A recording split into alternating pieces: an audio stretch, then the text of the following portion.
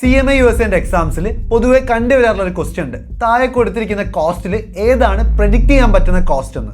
ഇത് മനസ്സിലാക്കണമെങ്കിൽ നമുക്കൊരു എക്സാമ്പിൾ നോക്കാം. ഞാൻ 2 ഓപ്ഷൻസ് പ്രൊവൈഡ് ചെയ്യാം. അതിൽ ഏത് ഓപ്ഷനാണ് നിങ്ങൾക്ക് ഏറ്റവും കൂടുതൽ പ്രെഡിക്റ്റ് ചെയ്യാൻ പറ്റുന്നതെന്ന് ചിന്തിച്ചു നോക്കും. ഓപ്ഷൻ നമ്പർ 1, എല്ലാ മന്തും നിങ്ങൾക്ക് ഫിക്സഡ് ആയിട്ടുള്ള ഒരു സാലറി കിട്ടും. ഓപ്ഷൻ നമ്പർ 2, സെയിൽസ് 50,000 എക്സീഡ് ചെയ്തിട്ടുണ്ടെങ്കിൽ നിങ്ങൾക്ക് കമ്മീഷൻ കിട്ടും. ഇതിൽ ഏത് ഓപ്ഷനാണ് നിങ്ങൾക്ക് ഏറ്റവും കൂടുതൽ പ്രെഡിക്റ്റ് ചെയ്യാൻ simple?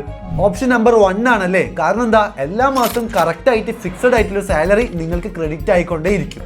On the other hand sales 50,000 മേലെ പോയാൽ മാത്രമേ നിങ്ങൾക്ക് കമ്മീഷൻ കിട്ടുള്ളൂ. സോ അവിടെ ഒരു പോസിബിലിറ്റി ഉണ്ട് സെയിൽസ് കൂടാനും സെയിൽസ് കുറയാനും. അതുകൊണ്ട് തന്നെ നിങ്ങൾക്ക് ഏറ്റവും എളുപ്പത്തിൽ പ്രെഡിക്റ്റ് ചെയ്യാൻ വേണ്ടി പറ്റുക ഫിക്സഡ് ആയിട്ട് എല്ലാ മന്തും കിട്ടുന്ന സാലറി ആയിരിക്കും. ഇതേപോലെ പ്രൊഡക്ഷൻ പ്രോസസ്സിലും റെന്റ്, ഡിപ്രീസിയേഷൻ തുടങ്ങിയ ഫിക്സഡ് കോസ്റ്റുകളാണ് നമുക്ക് പ്രെഡിക്റ്റ് ചെയ്യാൻ എപ്പോഴും പറ്റുക.